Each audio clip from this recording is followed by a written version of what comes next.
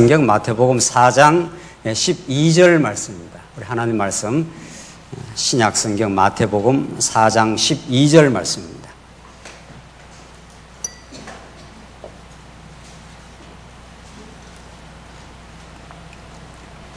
네, 차이신 줄 알고 봉독 드리겠습니다.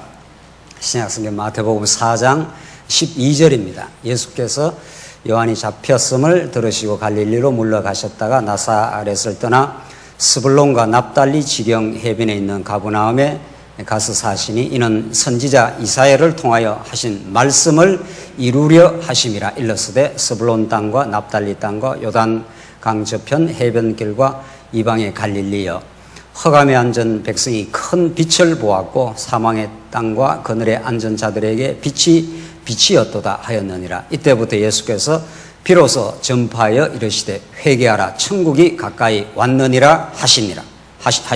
17절까지 우선 봉독 드렸습니다. 오늘은 지금 수요일 날 성경 전체의 개관, 오늘 7강이 되겠는데 오늘은 사복음서 전체에 대한 복음에 대한 이해를 하도록 그렇게 하겠습니다. 왜 하나님께서 복음서, 마태복음이면 마태복음, 요한복음이면 요한복음 한 권만을 주셔서 당신이 하늘로부터 온 참 메시아, 구약에 약속된 진짜 메시아임을 증거할 수 있을 터인데 왜 하나님께서 복음서를 4권으로 그렇게 만들어 놓았느냐 하는 것은 지금까지 2000년 교회에서 수많은 진리 연구가들, 신학자들, 목회자들이 늘 숙제로, 신학의 숙제로 남아 있습니다. 이 문제가 아직도 깨끗하게 정리가 되지 않아서 이 복음서를 4권으로 기록한 것이 결국은 문제가 되어서 이제 자유주의 신학자들이 강조하는 성경은 어떤 통일성 있는 하나의 진리 메시지가 아니라 그저 다양한 역사적 정황에서 다양한 그냥 내용을 가지고 기록되었을 뿐이다. 이렇게 해서 문서설이라는 것이 19세기, 20세기 서구 구라파 교회를 휩쓸어 버렸던 그 이유 중에 하나가 이 복음서에 대한 그런 올바른 정리가 안 되어서 그렇게 되었습니다. 그러나 우리는 정말 하나님께서 4권의 복음서를 주신 필연적인, 반드시 그렇게 해야 될 하나님의 의도와 이유가 있다는 겁니다.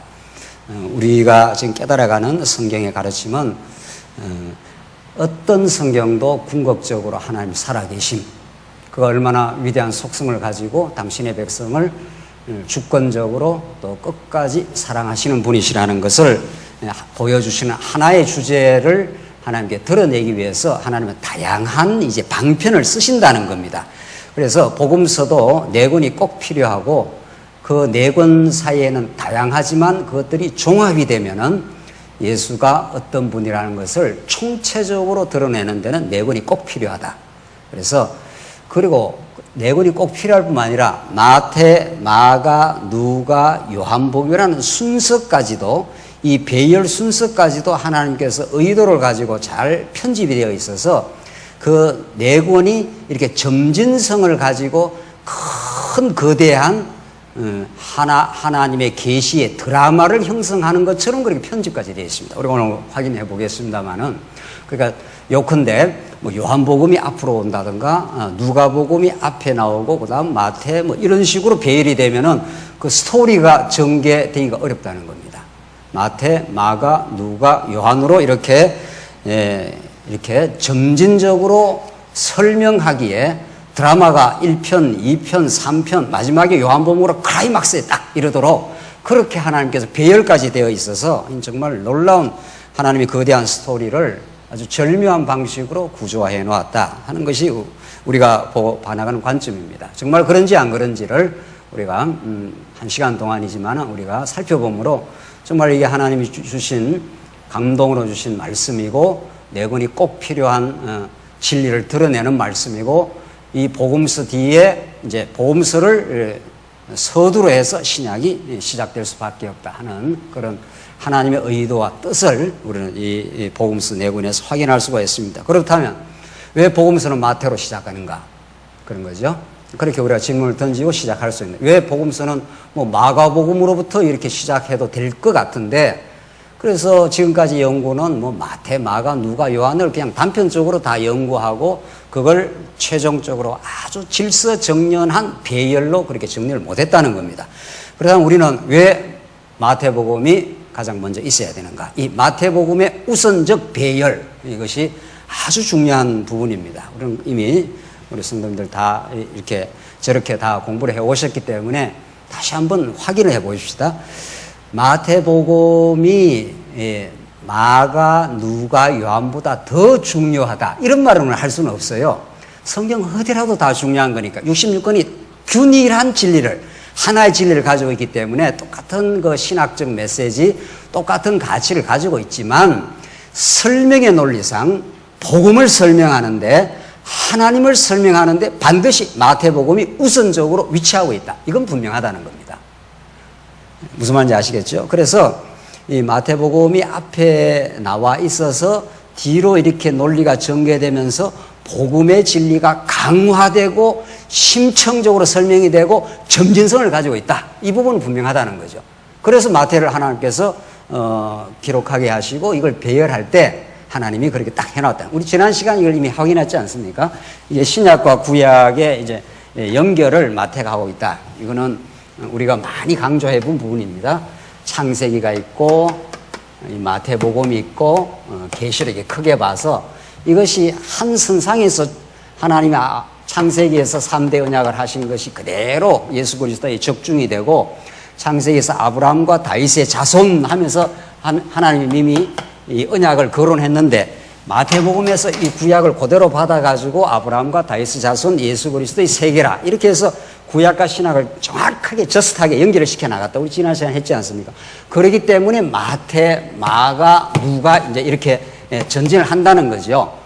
그래서 그 부분 이미 우리가 시간에서 정리를 했는데, 다른 마태, 마가, 누가, 요한은 구약과의 연결고리를 그렇게 앞부분에서 하고 있는 건 아니죠. 큰 원리적으로는 다 하고 있지만은, 그래서 우리 계보에서도 이미 확인했고, 예수님의 잉태, 출생, 순환, 피난, 귀향, 이게 전부 구약의 언약을 이루려 하심이라. 구약의 말씀, 이제 성경에는, 우리말 성경에는 그냥 말씀을 이루려 하심이라 이렇게 됐지만, 그 우리 말씀을 다 언약으로 보는 거니까 그 언약을 이루려 하심이라 해서 앞부분에서, 마태복음 앞부분에서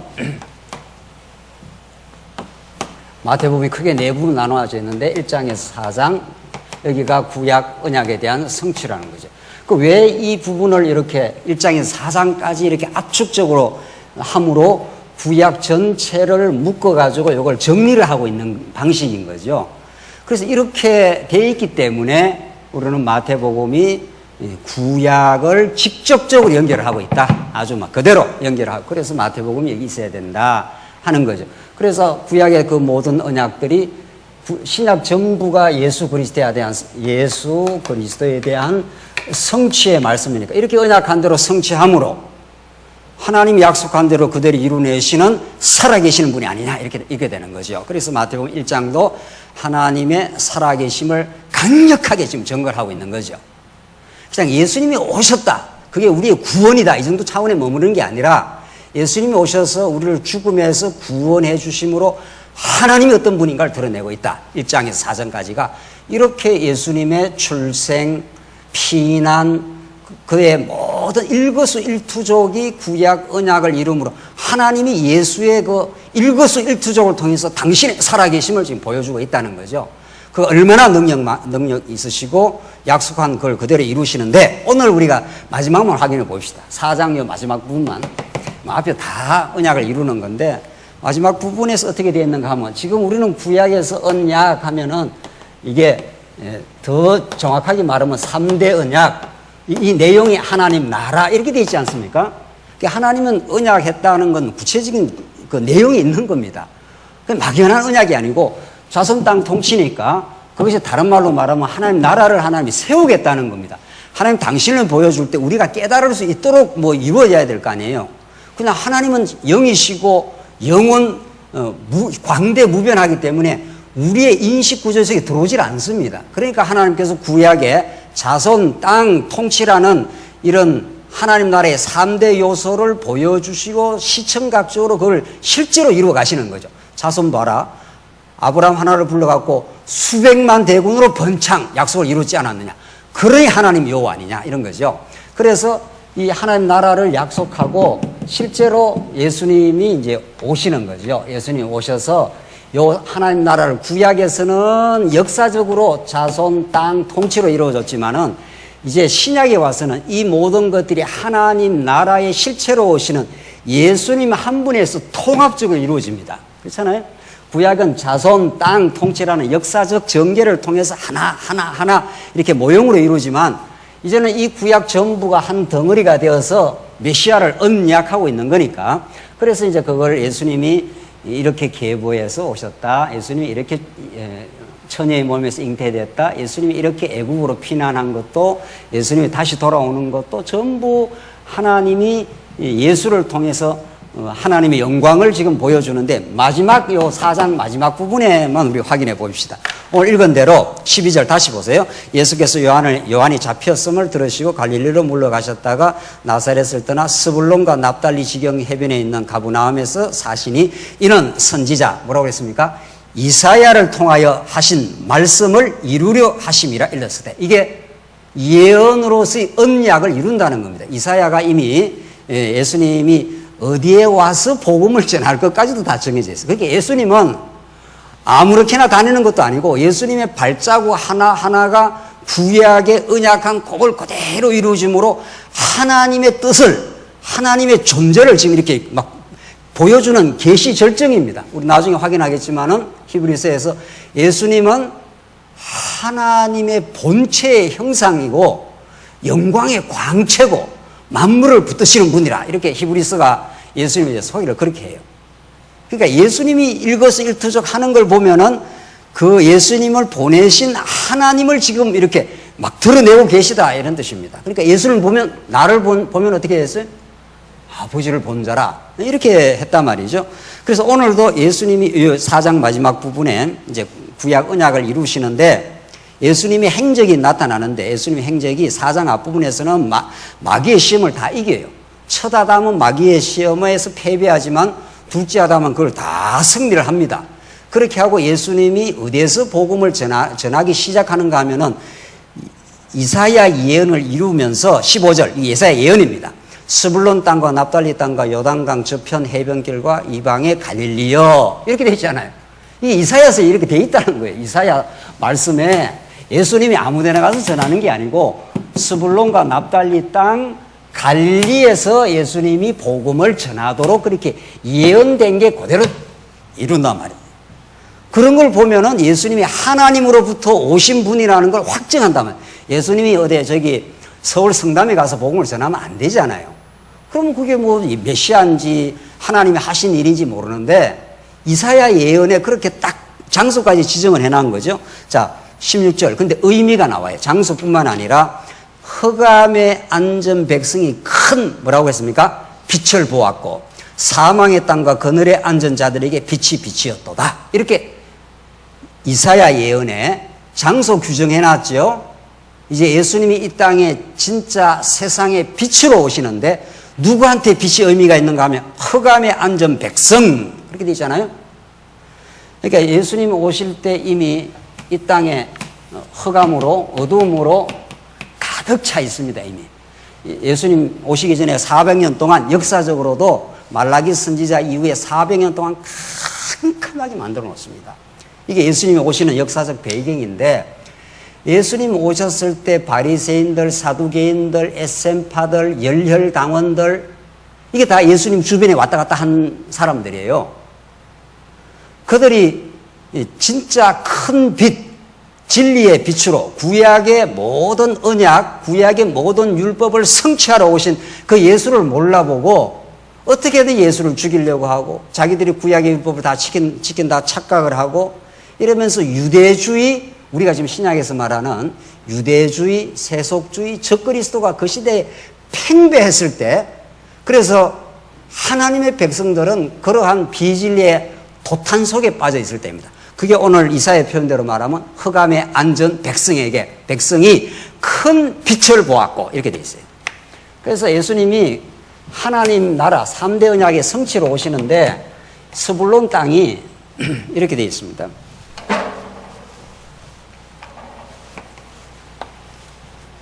여기가 예루살렘이고 지금 유대인들은 예루살렘이 너무도 중요해요. 이들은 율법과 성전이 그들의 생명줄인 줄 아는데 예수님은 여기서 복음 전파하는 게 아니고 위에 여기가 갈릴리 바다 아닙니까? 이 지역 일대에서 가장 많이 복음을 전합니다. 이게 소위 말해서 예루살렘으로 말하면 변방이에요. 사실은 복음은 언제나 변방에서 역사를 합니다. 사람들이 생각하는 중심, 예루살렘에서 복음이 사실은 터져나가는 게 아니고 예수님이 구약의 예언대로 스불론과 납달리 땅, 이 갈릴리 지방입니다. 여기는 버려진 땅, 이쪽 예루살렘에 비하면은, 그런데 여기에 하나님의 큰 빛이 임한다는 겁니다. 어떤 분이 사단의 시험을, 4장 앞부분에서 사단의 시험을 온전히 이기신 분이 이사야 예언대로 빛으로 이 땅에 등장을 하시는데 그 빛은 누구한테 고마운 겁니까? 흑암에 있는 자들. 그리고 그 시대는 캄캄하게 만들어 놓습니다. 그 시대는 진리가 싹을 찾아볼 수 없게 그렇게 하나님께서 캄캄하게 만들어 놓고 진짜 하나님의 자기 백성에게 찾아가는 겁니다. 그러니까 예수님 나타나서도 눈을 띄워주지 않으니까 유대인들은 예수님을 오히려 나중에 결국 죽이지 않습니까? 그래서 이 예언대로 했는데 17절을 보십시오. 이때부터 예수께서 비로소 전파하여 가라 이르시되 회개하라 뭐라 그럽니까? 천국이 가까이 왔느니라. 여기서부터 예수님의 본격적인 복음 전파가 시작됩니다. 그러니까 천국을 전파한다는 건 구약 3대 언약의 하나님 나라가 예수님이 어떻게 해요? 이루시고 빛으로 오시고 그러니까 창세기에도 하나님이 하늘과 땅을 지어놨는데 땅이 혼돈하며 공허하며 흑암이 깊음 위에 있었더라. 그 첫날 하나님께서 빛이 있으라 하시며 했지 않았어요? 그런 것처럼 예수님이 스불론과 납달리 땅 빛으로 오시고 전파하는 내용이 회개하라 천국이 가까이 왔느니라 하면서 본격적으로 예수님이 복음을 전파합니다. 그렇게 전파하고 나서 18절 보면 갈릴리 해변에 다니시다가 두 형제 곧 베드로라 하는 시몬과 그의 형제 안드레가 바다에 그물을 던지는 걸 보시니 그들은 어부라 말씀하시되 나를 따라오라 내가 너희를 사람을 낚는 어부가 되게 하리라. 이렇게 해서 드디어 천국 백성을 예수님이 주권적으로 불러서 이제 천국을 앞으로 당신이 이루시겠다 하는 가장 시청각적인 그 일종의 당신의 드러냄을 그렇게 하신 겁니다. 요게 이제 우리 나중에 로마서부터 전개되는 머리 되신 그리스도가 하나님의 영원한 예정 가운데 당신의 택한 백성들을 일방적으로 주권적으로 불러내어서 천국 백성 삼으시고 이 땅 위에 하나님의 교회를 이루어 가시는 거죠. 예수님은 실제 이렇게 시청각적으로 몸으로 실제 제자들을 직접 부르시고 그러니까 제자들은 아무 생각 없는 사람들입니다. 제자들이 언제 예수를 알아보기를 했습니까? 예수님이 이 갈릴리 땅을 오시리라고 생각이나 했습니까? 예수님은 구약의 예언대로 이사야 예언대로 정확하게 이 자리에 나타나시고 예루살렘에 나타난 게 아니고 그렇잖아요. 예루살렘은 지금 비진리로 꽉 들어차 있습니다. 바리새인, 종교 지도자, 이 백성들의 허탄한 빌라도 이런 걸로 꽉 들어차 있는데 종교 지도자들로 꽉 했는데 엉뚱하게 갈릴리 해변에 나타나서 천국이 가까이 왔다. 내가 천국이다. 내가 3대 언약의 하나님 나라를 내가 이룬다. 이런 말이죠. 이룬다고 하고 나서 그 이루는 천국을 누리게 할 천국 백성들이 내가 예수님 따라갈랍니다. 내가 예수님하고 같이 있겠습니다. 이런 말이 전혀 없지 않아요. 이 어마어마한 예수님의 주권적 선포요, 주권적 부르심입니다. 나를 따라오느라 이렇게 하면 따라오게 돼 있다는 거죠. 이거 강력한 예수님의 부르심. 천국 백성은 예수님의 부르심에 의해서 일방적으로 부름을 받고 따라가도록 그렇게 되었습니다. 그 부르시니까 그물을 그냥 내어버려 두고 예수님을 따랐다. 그냥 철물이 자석에 끌려가듯이 쭉 그냥 빨려가는 그런 형국입니다. 그렇게 예수님이 이제 천국을 내가 만들겠다. 내가 3대 언약의 하나님 나라를 내가 성취하겠다. 이렇게 4장이 딱 끝납니다. 구약의 1장부터 4장까지가 하나하나 예수님의 일거수일투족 행적, 계보로부터 구약의 모든 걸 이루시는 예수님, 그리고 4장 마지막 절에서 스불론과 납달리 땅, 이 흑암의 땅에 진짜 빛으로 오시고 정말 진리가 무엇인지 알지 못해 방황하는 수많은 당신의 백성들에게 예수님이 찾아가서 나를 따라와 베드로, 안드레 이렇게 척덕척덕 이렇게 불러내는 겁니다. 흑암에 앉은 죽은 자들을 생명의 길로 이렇게 불러내셔서 당신이 천국을 만들어주겠다 이런 뜻이죠. 그러니까 여기까지만 봐도 뭐 우리는 성경 더 많이 안 읽어도 우리가 어떻게 하나님 백성이 되고 어떻게 하나님의 부름 속에 우리가 부름을 받았고 당신이 불러 하나님 나라를 이룬다는 걸 알 수 있어요. 그게 구약의 모든 언약을 이루시는 분, 그래서 구약 언약을 성취한다 이렇게 되어 있단 말이죠. 그뿐만 아니라 이제 시작이 됩니다. 이제 그렇게 딱 구약 전체를 1장에서 4장까지 정리를 해주고 그 다음 선지자, 왕, 제사장 이렇게 되어 있는 거죠. 그러니까 이게 구약에서 나타나는 그림자들 아닙니까? 모세 같은 선지자, 엘리야 같은 선지자, 뭐 이사야, 예레미야 모든 구약의 선지자들보다 더 우월한 참 선지자, 구약의 다윗 왕으로 대표되는 구약 나라의 그 통치자, 그 왕보다 더 우월한 왕, 구약의 수많은 아론 반차를 따라서 수많은 제사장들이 나열되고 그들이 매일매일 1년에 한 차례씩 이스라엘 백성들의 죄를 다 속해주기 위해서 그 무수한 그 제사 제도들, 그것들을 다 예수님 한 분이 이루신다 이런 뜻이란 말이죠. 그러니까 마태복음이 우리가 지금 처음 질문했을 때 이게 복음서 앞에 제일 앞에 있어야 되는 이유가 있다는 겁니다. 그러고 이제 마가, 누가, 요한, 제가 이렇게 좀 짧게 그리는 게 중요하지 않는가 보다 그렇게 하면 안 되고 우선적으로 마태가 우선 전개가 되고 구약 전체의 설명을 마태복음이 정리를 해주고 이 정리의 토대 위에 마가, 누가, 요한이 전진한다 이런 뜻입니다. 시간이 많으면 천천히 하면 되는 거죠. 뭐 시간이 우리가 없을 것도 없지만 우리가 그래도 한번 신구약을 좀 한번 압축해서 정리하는 게 이번 강론의 목적이기 때문에 자 보십시다. 그러니까 구약에서 이제 선지자, 왕, 제사장으로 그렇게도 많이 구약에서 모형적으로 오실 메시아를 보여줬지 않았어요.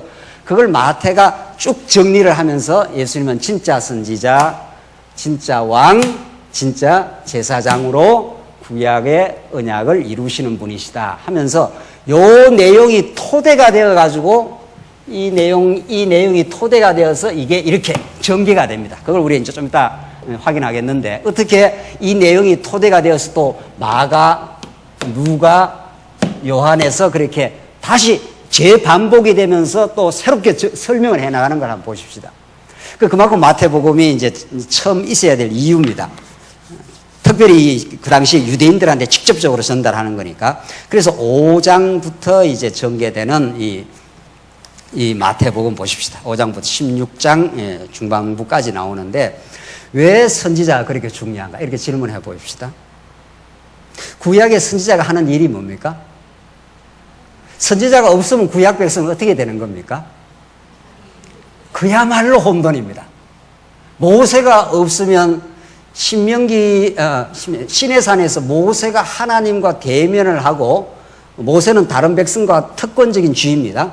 하나님과의 유일하게 하나님을 대면할 수 있는 하나님 그렇게 모세를 부른 거죠. 그 말할 것도 없이 모세는 오실자 예표 예수 그리스도니까. 그럼 모세가 시내산에 가서 하늘의 뜻 십계명을 포함해서 규례 윤리를 전부 받아와서 누구한테 가르쳐 주는 겁니까? 백성한테 이게 하나님이 너희를 향한 하나님의 뜻이야 이렇게 전달해 준다는 겁니다. 그러니까 선지자는 쉽게 말해서 전령이나 마찬가지인 거죠. 이 본부의 어떤 뜻을 저 하위 부대에게 뭔가 전달을 해야 이게 뜻이 전달되잖아요. 그만큼 구약의 선지자는 중요합니다. 그러니까 선지자가 없으면 이스라엘 백성은 혼돈인 겁니다.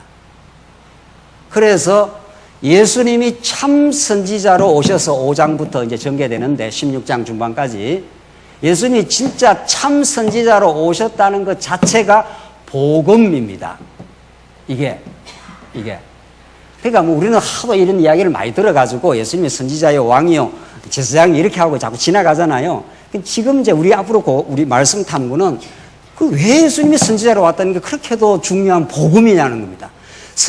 예수님이 진짜 참 선지자로 안 왔으면 어떻게 되는 거냐 이런 뜻입니다. 그럼 우리가 누군지 모르고 역사가 어떻게 전개되는지 역사의 의미를 알 수가 없고 마지막 세상의 종말이 어떤지를 우리는 알 길이 없는 겁니다. 그래서 선지자는 하늘의 비밀, 하나님의 의전 회의에서 하늘의 뜻을 받아가지고 위로부터 하나님의 뜻을 우리에게 전달해 주는 사람이라는 말이죠. 그만큼 선지자가 중요하고 중요한 겁니다. 그러니까 예수님이 산상수훈에서 드디어 산에 올라가서 입을 열어 가라사대 하면서 당신이 말씀을 하시는데 얼마나 중요한 말씀을 하시는가 하면은 팔복을 말씀을 하시잖아요. 심령이 가난한 자는 복이 있나니 천국이 저희 것임이요. 이렇게 하면서 예수님이 드디어 선지자로서 입을 열어서 복음을 전파하는데 그야말로 복을 전파하잖아요. 구약의 모든 언약을 우리는 3대 언약이 아담을 짓자마자 하나님께서 복 주시며 가라사대 생육하고 번성하라 땅을 정복하라 만물을 통치하라 해서 이 베라카하는 이거는 하나님이 가지고 있는 모든 생명과 은혜와 모든 아름다운 것을 그냥 그저 베푸는 행위, 이걸 복이라 그렇게 말한단 말이죠. 그게 우리는 그걸 언약이라 했고, 그걸 다른 말로 말하면 하나님의 나라 이렇게 되어 있습니다. 이게 평강과 희락과 즐거움과 안식과 모든 충만한 것이 있는 곳, 이런 뜻이니까 하나님 나라가. 그걸 복이라는데 예수님이 구약에서는 이 복이 육신적이고 지상적이지만 예수님은 이것을 정확하게 하늘의 복으로, 신령한 복으로 예수님이 딱 구약의 육신적인 복을 예수님이 신령한 복으로 재해석을 해가지고 제자들에게 산에 올라가서 이렇게 가르치는 거 아니에요. 그렇잖아요? 심령이 가난한 자는 복이 있나니 천국이 저희의 것이며. 그래서 이미 하나님 우리 택한 백성에게 천국을 주시는데 심령이 가난하게 되어야 천국이 되는 게 아니라 천국이 임한 사람에게는 심령이 가난하도록 그렇게 하나님이 하셨다는 거죠. 그리고 이 팔복 내용 전체가 제자들에게 혹은 언약 백성들에게 하나님께 주실 선물이기도 하지만 궁극적으로 그 복의 근원은 예수님 자신을 사실 가리키는 겁니다. 궁극적으로는 예수님 자신이 천국으로 오신 부분이니까 예수님 자신이 부여하신 그 모든 걸 버리고 이 땅에 가난하게 되시면 우리를 부여하게 하시려고 하는 거니까. 그러니까 팔복을 우리가 자세하게 나중에 또 설명할 기회가 또 있겠습니다만은 이것은 제자들에게 주신 복의 내용이기도 하지만은 복의 근원이신 자기 계시입니다. 알고 보면. 그러니까 산상수훈을 지금도 자꾸 행동 규범으로 톨스토이도 그렇게 했고 인도의 간디도 이 산상수훈을 내가 지켜야 될 생활 규범으로 받아들였다는 거 아니에요. 특별히 인도의 간디가 매일 이 산상수훈을 읽었다는 거 아니에요. 그래서 비폭력주의를 만들었다는 거예요. 오른밤 때리면 어떻게 하라고요? 왼밤 돌려주라. 이렇게 하고 그 간디가 비폭력 사상을 이 산상수훈을 가지고 만들었다는 겁니다. 자기가 예수 노릇 하겠다 이 말이죠. 예수님이 왼밤 때리면 오른밤 내주라 하는 그 모든 것들을 우리는 누구의 사역으로 보는 거예요. 궁극적으로. 그거 다 예수님께서 십자가 위에서 하실 그 성취의 사건인데, 그래서 이 산상수훈이야말로 진짜 우리에게는 복음인데 팔복 하나가 예수님이 우리에게 주실 선물로서의 복인 거죠. 그래서 심령이 가난한 자 하는 것은 나는 예수가 아니면 완전히 아무것도 아닌 자, 이런 뜻인 거죠. 거기에 천국이 임해진다는 겁니다. 그러니까 내가 내 안에서 복을 만들 수 있는, 내가 스스로 부여할 수 있다는 것은 이미 예수님으로부터 많이 멀어져 있는 거죠. 애통하는 자 복이 있나니 저희가 위로를 받을 것이며, 우리는 죄 때문에 이 땅에서 많이 애통합니다. 그리고 실제로 애통하는 심령을 하나님께서 위로를 하시고, 온유한 자 복이 있나니 저희가 땅을 기업으로 받을 것이요 의에 줄이고 목마른 자는 복이 있나니 저희가 배부를 것이요. 하나님 백성만이 의에 줄이고 목마르죠. 그래서 여러분과 제가 오늘도 우리 말씀 앞으로 다가온 거죠. 그러니까 이 말씀은 우리에게 어떤 현실적 유익을 주지 않습니다. 그러나 세상 전부가 가져다 주지 못하는 진정한 체험, 진정한 하늘 양식, 하늘의 의, 이런 것들을 하나님께서 우리에게 신령한 복으로 주시겠다. 긍휼히 여기는 자, 마음이 청결한 자, 화평케 하는 자, 이게 전부 의를 위하여 핍박을 받는 자. 이렇게 해서 예수님은 구약에 나타난 육신적인 복, 그렇잖아요. 가나안 땅의 복, 자손 번창의 복, 이런 그 복을 예수님은 그걸 멋들어지게 참 선지자로 오셔가지고 팔복을 통해서 하늘의 신령한 복으로 이걸 변화시켜서 우리에게 복이란 이런 것이고 이걸 내가 너에게 주겠다는 거죠.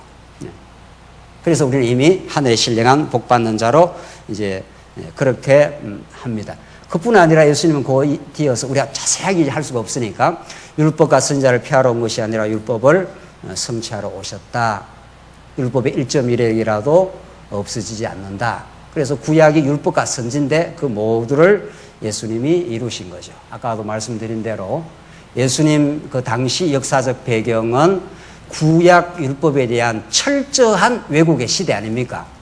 바리새인들, 서기관들, 그 당대 장로들이 전부 당신들이 율법을 지켜야 한다고. 그런데 중요한 것은 이렇게 예수님 당대에만 그런 게 아닙니다. 완전히 허감인데, 그러니까 예수님이 내가 온 것은 구약의 선지자나 율법을 폐하러 온 것이 아니라 내가 이루러 왔다. 이렇게 함으로 구약 전체 내용이 예수님 한 분 안에서 성취되고 천국을 사람과 협력해서 이루는 게 아니고 당신이 단독적으로 이루겠다는 겁니다. 그게 은혜로 이루겠다는 거죠. 그래서 우리의 입에서 마침내 찬양을 만드시려는 게 하나님의 뜻이니까. 그런데 선지자가 내가 율법과 선지자를 내가 폐하러 온 것이 아니라 이루겠다. 지금 그렇게 말하는데 그 당시에 바리새인들, 사두개인들, 그 당시에 에센파들, 또 그 당시에 이스라엘 나라를 회복하겠다고 하는 열렬당원들, 이들은 스스로의 공로, 스스로가 그렇게 지켜서 할 수 있다고 생각하는 그런 사상으로 꽉 들어차 있습니다. 그게 유대주의 아닙니까? 그 유대주의는 그 당대만 그런 게 아니고 2000년 교회사에서 언제나 새로운 방식으로 부활을 합니다. 그게 로만 가톨릭이고, 그게 알미니안 신학이고, 그게 지금 신학계도 또 인간이 무언가를 보탤 수 있다. 인간이 무언가 예수 믿고 나서 우리도 율법을 지킬 수 있다. 이런 사상이 끊임없이 반복됩니다. 그게 유대주의가 언제나 있는 거죠. 그리고 더 중요한 거는 그런 유대주의, 자기 공로주의는 여러분과 저의 내면 속에도 또 있는 겁니다, 사실은. 그래서 우리가 무언가를 좀 하고 나면은 자기 이야기가 나온다는 거죠. 언제나 있는 겁니다. 그래서 예수님께서 그런 그 당대 유대주의자들과 정면으로 충돌합니다. 그래서 예수님은 그 유대주의에 의해서 죽는 겁니다. 그러나 3일 만에 부활하셔서 진리의 승리를 이제 가져오시는데, 그래서 예수님이 율법과 선지를 내가 폐하러 온 게 아니라 온전하게 다 이루어버리겠다. 너희들이 그저 공짜로 주겠다. 이 내용입니다. 그뿐만 아니라 산상수훈은 어떻게 이어집니까? 예수님께서 무엇을 먹을까 마실까 염려하지 마라. 그 예수님은 세상의 인간의 사상을 훤히 정말 꿰뚫어 보고 있습니다. 2000년 전에만 이 말씀이 유효한 게 아니라 그 당시 아까뿐에도 유대주의를 말했듯이 예수님은 사람이라고 생긴 사람은 누구나 경제제일주의, 누구나 세속주의에 감염되어 있습니다. 그러니까 무엇을 먹을까? 어떻게 해요? 무엇을 마실까? 어떻게 해요? 염려하지 마라. 내가 그걸 다 채워준다. 이렇게 예수님이 말씀하시잖아요. 예수님이 그렇게 말씀하셨어도 하나님의 당신의 택한 백성들만 이 말씀을 진짜 진리로 받고 마음의 평강을 얻습니다. 그러나 세상은 2000년이 변했어도 경제제일주의는 변했습니까? 안 변했습니까? 안 변합니다. 인간이 육신으로 지어졌기 때문에 언제나 무엇을 먹을까? 무엇을 마실까? 언제나 인간은 염려하게 되어 있습니다. 그리고 그걸 가지고 사단은 유혹을 합니다, 또. 언제나. 그 예수님이 이 돌로 어떻게 하라고요? 예. 떡을 만들어 먹어라. 그 유혹을 아무도 못 이긴다는 겁니다. 그러니까 우리 하나님이 택한 백성만 진정으로 예수 안에서 그걸 이기게 되어 있는데, 그러니까 예수님이 하시는 말씀이 공전이 나는 새를 봐라. 심지도 않고 거두지도 않고 창고에 모아들이지도 않고 하늘 아버지께서 기르지 않느냐. 들의 대가파가 어떻게 자라는지 봐라. 예수님의 가르침은 너무도 전곡을 찌릅니다. 뭐 어렵게 복잡하게 칠판으로 쓰지도 않습니다. 우리처럼 이렇게. 그냥 제자들 다리고 다니면서 야, 하늘 공중에 나는 새 봐. 아무도 심지도 않고 거두지도 않았어. 들꽃을 봐. 저 들꽃의 영광은 솔로몬의 영광보다 더 찬란해. 정말 그렇지 않아요? 우리 나가보면 꽃이 펴 있잖아요. 솔로몬이 그 들꽃처럼 그렇게 아름답지 않습니다. 들꽃 하나의 그 꽃의 신비로움, 그것이 자라고 열매 맺고 꽃 피고 다시 씨앗을 만들어내고 하는 그거는 생물학자들이 설명을 할 수 없을 정도로 너무도 신비롭고 아름답다는 거죠.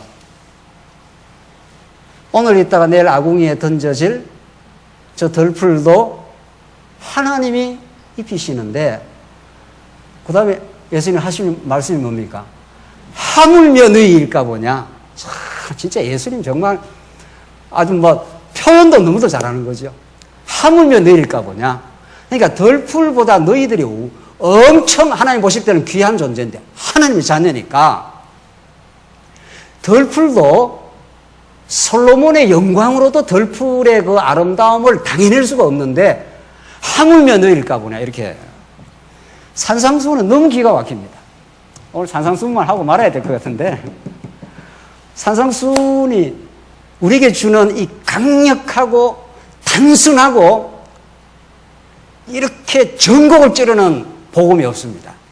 그만큼 하나님이 주권자다, 하나님이 우리 아버지다, 이런 말입니다. 하물며 너희일까 보냐. 그래서 무엇을 마실까 무엇을 먹을까 염려하지 마. 그 모든 것들이 이방인들이 구하는 거야. 그래서 예수님이 산상수훈의 거의 결정적인 말씀이 그의 나라와 어떻게 해요? 그의 의를 구하라. 그의 나라, 하나님 나라. 예수님이 하나님의 나라로 오신 거거든요. 하나님 나라로 오시고 우리의 모든 흑암에 있는 죄인들을 의롭게 하시는 그의 의 아닙니까? 그의 의로 우리는 하나님을 아버지로 이렇게 부르는 거니까. 그렇게 이 산상수훈이 엮어져 갑니다. 그러니까 어떤 설교보다도 우리 권사님들 요즘 수요일 날 오셔서 성경 읽기를 하지 않아요? 참 좋은 시도 같아요. 우리가 전에는 이렇게 성경을 많이 들었지만은 이제 언약 성취라는 큰 우리가 관점도 잘 알고 성경 어디를 통해서도 언약을 이루시는 하나님을 알기 때문에 이제 집에서도 읽을 수도 있고 와서도 같이 읽고, 이거는 예수님의 산상수훈의 한편의 이 설교는 두고 우리가 예수님의 참 선지자직, 선지자라는 건 하나님이 어떠신 분인가를 선지자를 통해서 지금 가르쳐 주는 거 아니에요. 하나님 이렇게 주권자다. 하나님 하늘에 나는 새보다도 너희들은 더 귀하다. 그리고 너희를 먹이고 입히고 이 땅에 육신적인 걸 입힐 뿐만 아니라 하나님 나라를 공짜로 주신다. 그리고 그의 나라와 그의 의를 구하라. 하물며 너희일까 보냐. 이렇게 예수님이 하늘 선지자로 이 땅에 오셔서 우리에게 그 하늘 보좌를 여시고 하늘의 복음을 우리에게 전달해 주는 거죠. 왜? 우리가 다 죄악 가운데 스불론과 납달리 땅에 흑암에 앉은 우리 백성들이어서 우리가 하늘의 빛을 발견하지 못하면 늘 땅의 것을 바라보고 염려하고 걱정하고 잠시 있다가 사라질 이 땅의 영광에 우리가 매여 살기 때문에 예수님은 쫙 하늘 문을 열고 하늘로부터 온 참 선지자가 되어가지고 하나님 나라가 이런 거야. 염려하고 걱정할 필요가 없지. 이 믿음이 작은 자들아, 이렇게 우리를 정말 전곡을 찔러 하늘 복음을 이 산상수훈을 통해서 증거해 주시는 분이죠. 그래서 정말 이 예수님이 참 선지자로 오셨다 하는 이 말씀 하나로만으로도 우리는 한없는 하나님의 주권, 그의 은혜, 그가 우리를 먹이고 입히심, 그가 영원한 나라를 이미 약속하고 계심, 그리고 이 땅 위에서도 하나님 나라를 누릴 수 있도록 하나님께서 강권적으로 우리를 부르시고 지배하고 통치하시는 분이시다. 그러면서 이제 선지자 다음에 뭐가 나옵니까? 진짜 선지자가 가르쳐 주는 것은 하나님이 보내신 예수가 얼마나 놀라운 주권을 가지고 있는, 왕권을 가지고 있는 왕이시고, 그가 왕이시지만 우리를 위해서 죽어 영원한 대속의 제물이 되어 주신다. 이게 복음이란 말이죠. 그렇게 차근차근 지금 마태는 지금 설명을 지금 해 나가고 있는 겁니다. 그래서 우리가 이 예수님의 왕직에 대해서 우리 가이사라 빌립보 가이사라 지방에서 예수님의 그 유명한 그 질문으로부터 이 왕직이 설명되지 않습니까? 너희는 나를 어떻게 해요? 누구라 하느냐? 사람들은 인자를 누구라 하느냐 해서 그 당시에 뭐 예레미야가 입디다 어쩌고 입디다 이렇게 이제 사람들이 했지만은 예수님이 우리를 정확하게 제자들에게 묻는 질문, 너희는 나를 누구라 하느냐? 그러니까 베드로가 얼떨결에 주는 그리스도시요 살아계신 하나님의 아들이십니다. 이게 성경 66권 전체를 망라해서 가장 중요한 명제지요. 예수는 주는 그리스도시요. 우리가 지금 예수가 그리스도임을 지금 가르쳐주고 그 그리스도가 이제 마가복음에서부터 하나님의 아들 예수 그리스도의 복음의 시작이라. 그러니까 마태복음은 예수는 그리스도라는 걸 이제 증명을 했고 구약에 그대로 구약 사건을 들어 증명하고 마가복음부터 그 그리스도가 바로 하나님과 동등 권세를 가지고 있는 하나님의 아들이라고 그렇게 이제 마가복음부터 이제 하나님의 아들을 또 전면에 내세운단 말이죠. 근데 그걸 베드로가 정확하게 고백을 했어요. 그것도 얼떨결에. 그 얼떨결에 해놓고 나서는 지가 감당을 못해서 나중에는 부인하고 뭐 내빼고 뭐 그렇게 하지 않습니까? 그런 다음에 예수님께서 다시 찾아오시고 성령을 보내줘가지고 진짜 이제 교회를 이루어갈 수 있도록 이제 하시는 건데, 그래서 이 고백을 하고 나서 예수님이 참 고백 참 잘했어. 너는 베드로라 반석 위에 내 교회를 세우리니 음부의 권세가 이기지 못한다. 이렇게 해서 예수님의 약속 중에 너무도 중요한 약속. 그러니까 예수님은 언약대로 오시기도 했지만은 당신이 앞으로 될 일을 또 언약 혹은 약속을 하고 있는 거 아니겠어요? 이 부분에서 이제 이 왕권, 이 왕직에서 이 약속을 해 주신단 말이에요. 왜? 당신이 교회의 머리가 되실 거니까. 당신이 교회의 머리가 돼서 다 통치하실 거니까. 아무리 음부의 권세, 어둠의 권세가 교회를 흔들어 놓으려 해도 예수님은 못 흔들잖아요. 여러분과 저는 가끔씩 흔들어요. 예. 어둠의 권세가 우리가 때로는 고민도 하고 교회 사태 때문에 우리가 염려도 하고 때로는 불안해하기도 하고 심지어는. 그런데 예수님이 왕으로 오시기 때문에 내가 그 고백 위에다가 그 반석이라고 하는 고백 위에다가 교회를 세우리니 음부의 권세가 이기지 못한다. 왜? 내가 왕이다 이런 뜻이란 말이에요. 내가 머리다는 거예요. 내가 교회의 머리일 뿐 아니라 우주의 통치자다. 지금 그렇게 예수님이 하시면서 왕직을 설명을 합니다. 그래서 그 중에 이제 우리가 다 밝힐 수는 없고 예수님의 왕권을 설명하는데 포도원 품꾼 비유가 있지 않아요.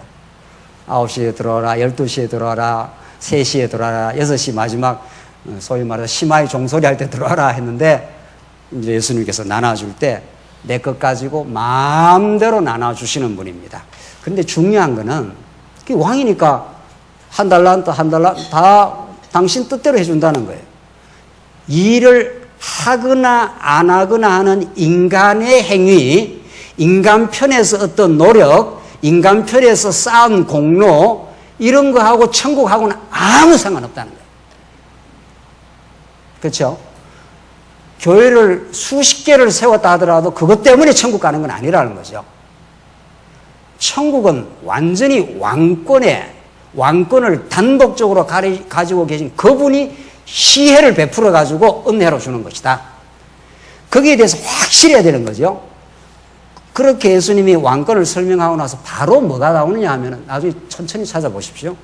이방인들에게 예수님이 넘겨져서 고난받고 죽으시고 3일 만에 부활한다 이렇게 말합니다. 그러니까 이상하잖아요. 왕이면 모든 걸 통치하고 모든 걸 다스린다 이렇게 해야 되는데 그렇게 다스리는 분이 바로 그 20장의 포도원 품꾼 바로 뒤에 따라 나오는 그 스토리는 내가 죽었다가 3일 만에 부활해. 그렇게 말한단 말이죠. 그 말은 왕직 다음에 무슨 직이 나올 걸 이미 앞에서 예시를 하고 있는 겁니까? 왕직 다음에 뭐가 나온다고요? 이미 예수님이 죽고 부활할 제사직으로서 수행할 걸 나오고, 그리고 그 다음에 바로 붙어 있는 사건이 두 제자가 좌편, 우편의 권자를 요구하는 내용이 그 다음 바로 또 스토리에 딱 따라나와 있어요. 그러니까 성경의 그 흐름 하나하나는 하나님의 기가 막힌 의도를 지금 반영하고 있다 그랬죠. 자, 그러니까 예수님의 왕직 하면은 이 우주 만물을 다 통치하는 주권을 갖고 있는 거 아니에요.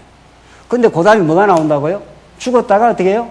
살아날 사건이 나오고, 그 다음에 스토리가 제자들이 그 왕직을 이용해서 내가 오른편, 왼편을 안고 싶습니다. 이 말이 딱 나오잖아요. 그래서 예수님이 너희는 너희가 구하는 걸 알지도 못해. 내가 이 땅에 온 것은 뭐라고요? 인자가 온 것은 섬김을 받으러 온 것이 아니라 도리어 섬기려 하고 자기 목숨을 많은 사람의 대속물로 주어 주려고 이 땅에 왔다. 이 어마어마한 스토리를 예수님이 이미 이 왕직 속에 이미 앞으로 예수님이 뭘 하실 것을, 그러니까 성경은 앞부분이 그 다음 것을 준비하고 있고 이 부분은 그 다음 것을 준비하고 있고 이렇게 계속 드라마가 이렇게 펼쳐져 갑니다. 왜 드라마 보면 재미있습니까? 오늘 드라마를 보면 다음에 대충 뭐가 어떻게 해요? 약간 힌트가 나오잖아요. 드라마를 안 보시는구만. 또 우리 장로님들, 권사님들 실력에서 저는 드라마도 잘 보지, 올림픽도 잘 보지, 뭐 언제 연구를 하냐 말이지, 세상에. 근데 드라마도 복음적으로 볼 수가 있는 거죠. 올림픽도 복음적으로 재해석해서 볼 수 있는 거죠. 세상 만사가 다 하나님의 계시니까. 그렇잖아요?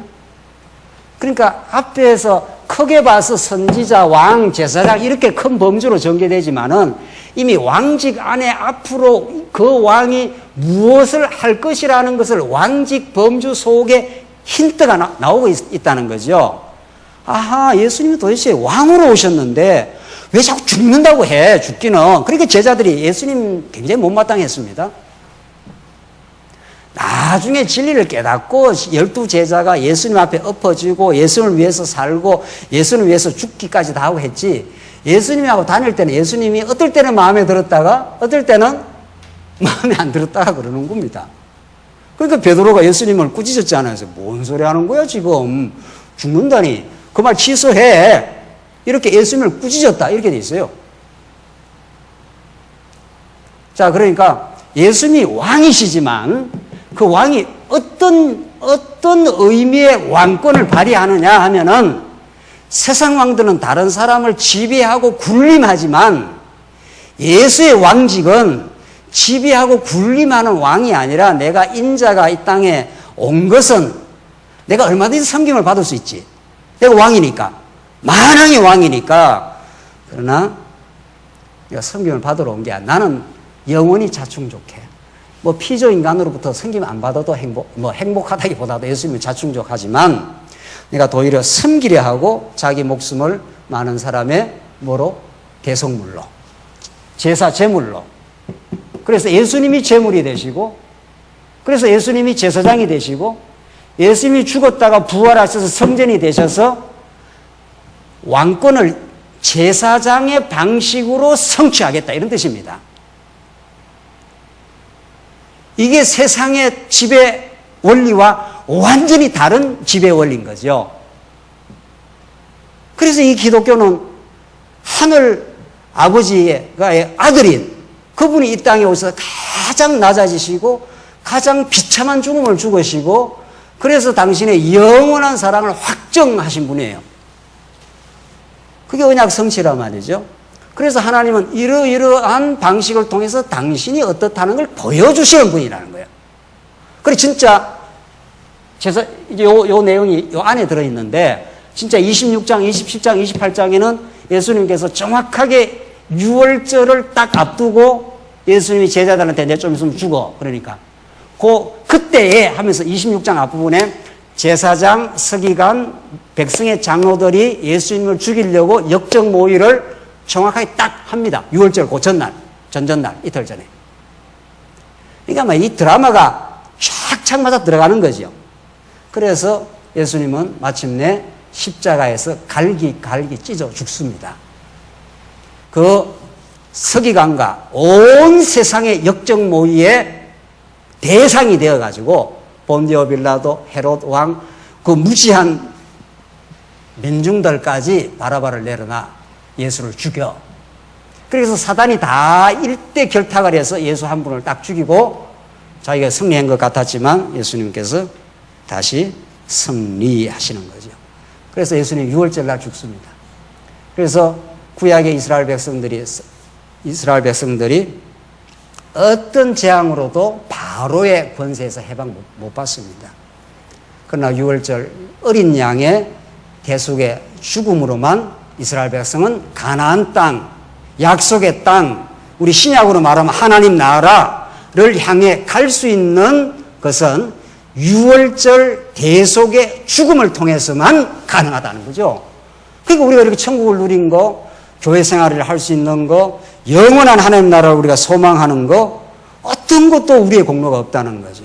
그분의 죽으심과 부활이, 그분의 성천하심이 우리가 이거 하늘 길을 여시고 그렇게 하나님 나라를 이루시고, 하나님 어떠신 분인가를 선지자, 왕, 그분은 대속의 죽음을 통해서 우리를 오히려 섬기러 오신 죽음의 제물이 되어주시고 제사장이 되어주셨다. 그래서 예수는 그리스도 아니냐. 이 삼직을 통해서 하나님의 전능하심, 이 왕직은 이게 전능성 아닙니까, 이게? 그렇잖아요? 왕직처럼 강력한 힘이 돼요. 구약의 다윗 왕, 구약의 왕들은 모든 고난을 한 손에 거머쥔 겁니다. 그래서 전능성, 주권성, 이거 모든 걸 다 가지고 있는 분. 그러나 그 전능함과 주권을 가지고 있때 그가 신실하셔서 영원히 우리를 사랑하시기 때문에 죽음으로 우리의 사랑을 입증해 주신 분.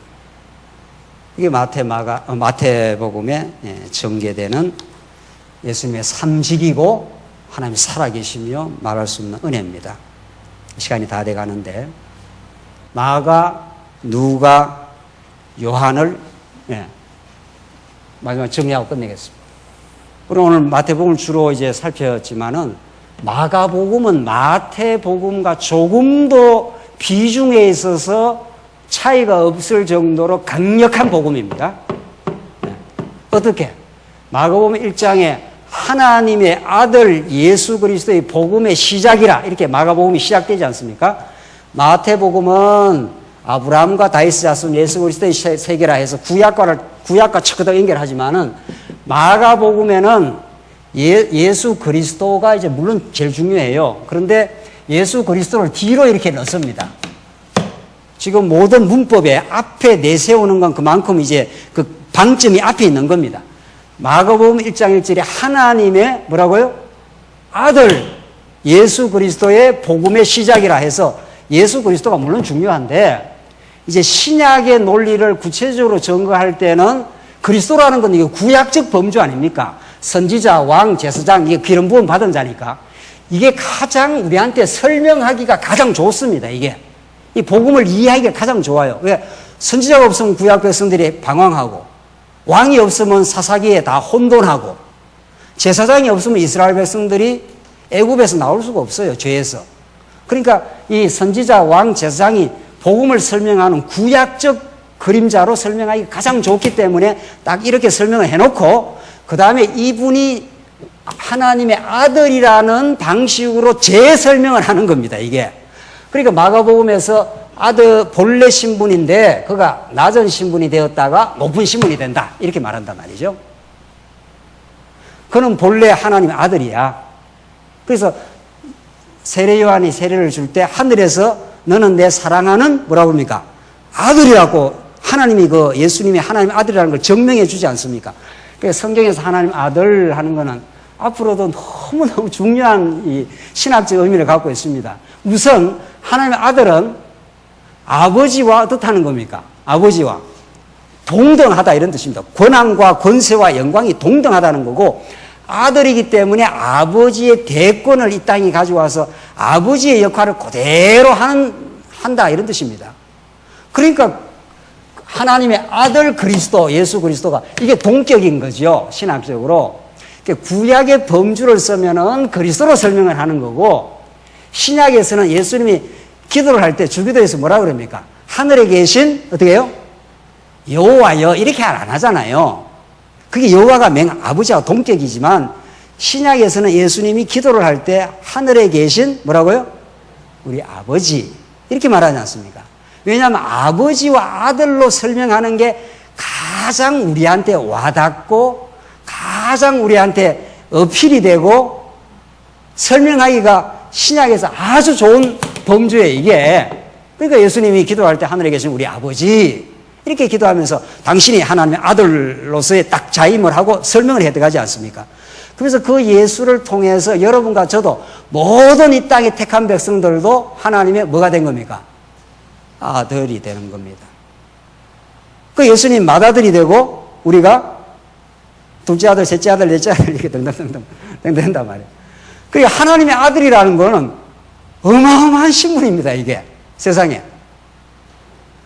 그러니까 예수는 그리스도다 해서 선지자, 왕, 제사장 이것도 물론 이제 예수님에 대한 설명이고 하나님을 설명하는 것은 아주 좋은 표현이지만은 그걸 압축적으로 설명을 할 때는 하나님의 아들 예수 그리스도로 설명을 하고 그분께 그냥 붙으면 아무것도 안 하고 우리는 아무것도 안 했죠.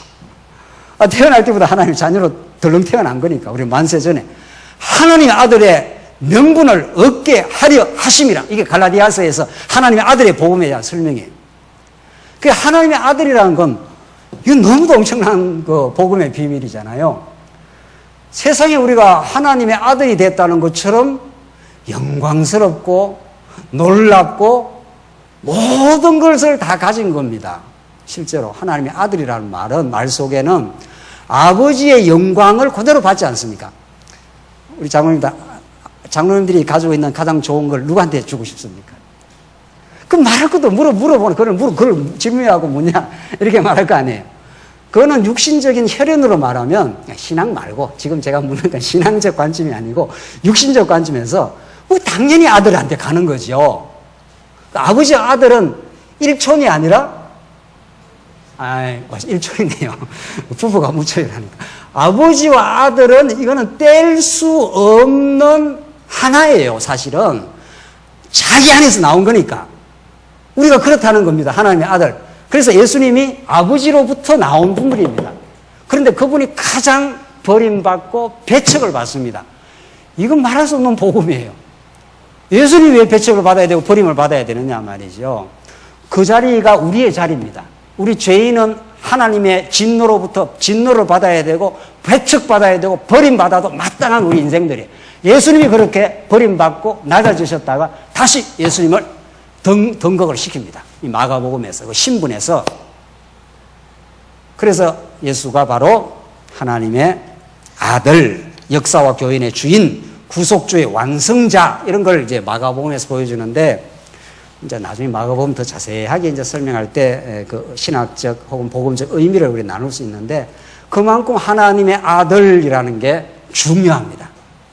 예수님이 하나님의 아들로서 입증되었고, 그가 낮아지셨다고 높아짐으로 교회의 머리가 되시고 구속을 완성하신 분인데, 그 하나님의 아들의 특권을, 이거는 세상에 어떤 거하고 바꿀 수 없는 그 가치를 자기 백성에게 그냥 주겠다 이런 뜻입니다. 그래서 우리가 하나님의 아들이 된 거예요. 그래서 우리도 기도할 때 예수님처럼 하늘에 계신 어떻게 해요? 우리 아버지. 그렇게 하면 모든 복잡한 일들이 다 사라지는 거예요. 아버지의 영원한 영광과 그의 부요하심과 그의 은혜와 그가 우리에게 주시고자 하는 모든 걸 내가 십자가에서 아들을 아끼지 아니하고 죽였으니 이 모든 것을 너희에게 더하지 않겠느냐. 이게 로마서 8장의 가르침 아닙니까?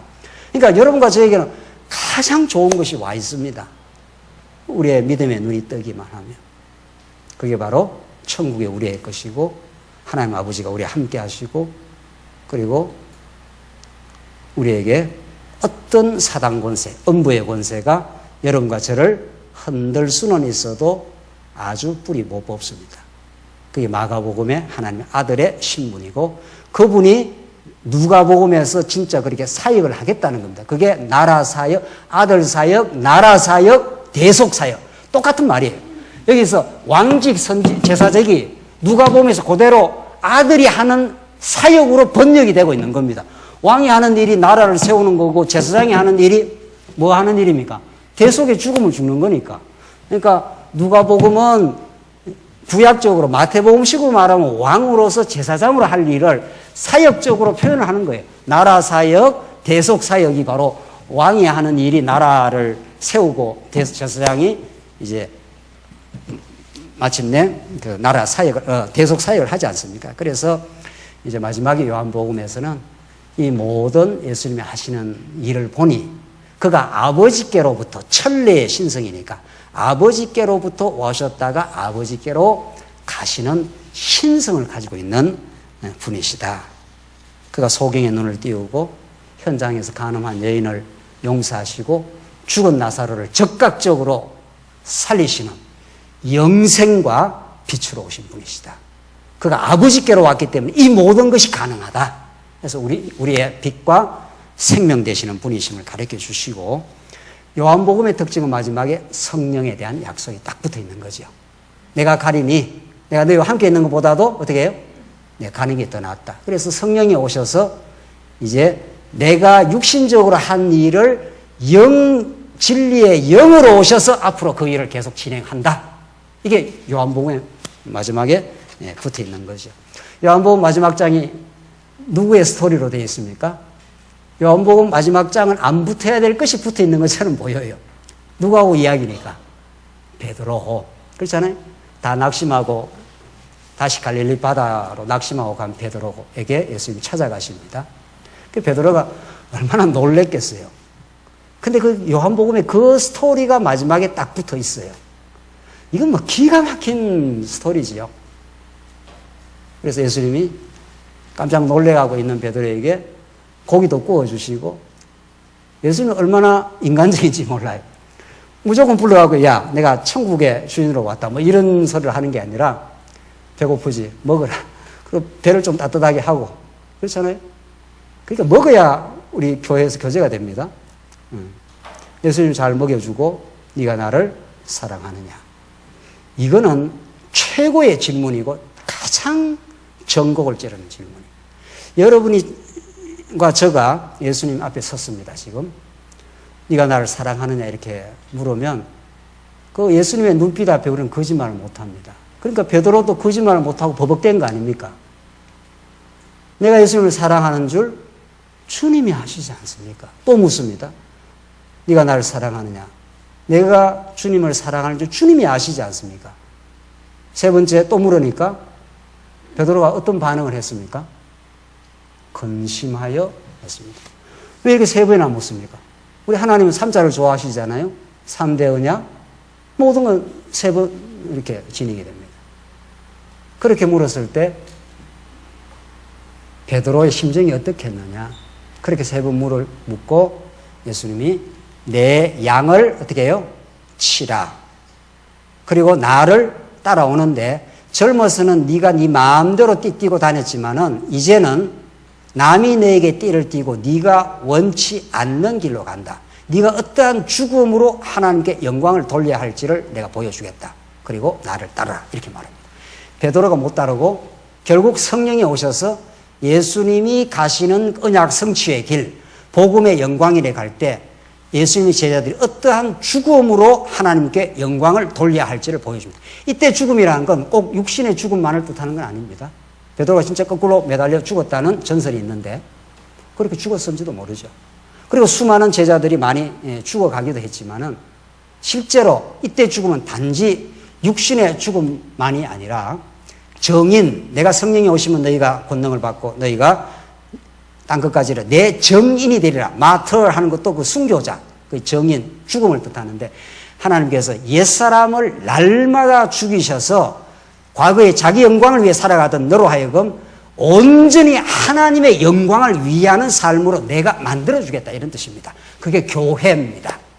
그러니까 베드로 한 사람을 딱 불러서 양을 먹이라, 그리고 너가 어떠한 죽음으로 하나님께 영광을 돌리게 만들어주겠다고 한 예수님이 하시는 그 나를 따라라는 말씀은 이제 예수님이 하신 약속대로 성령이 오셔가지고 우리 옛사람을 날마다 죽이시고 날마다 하나님의 영광만을 위하는 존재로 그렇게 만들어 가십니다.